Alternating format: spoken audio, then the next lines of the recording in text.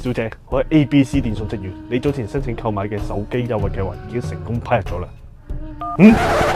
大家一收到呢啲白撞電話，有冇好似我咁即刻收線呢？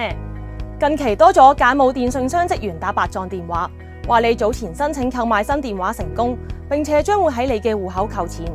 如果你話冇申請過買新電話，騙徒就會叫你交出銀行賬戶號碼同埋密碼，或者轉錢到指定戶口先可以申請取消。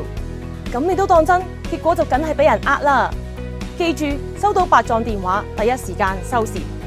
大家喺任何情況下，即使來電者講得出你嘅個人資料，都唔應該輕易透露自己嘅銀行密碼同埋一次性密碼，因為騙徒攞到呢啲資料就可以將你嘅存款轉走。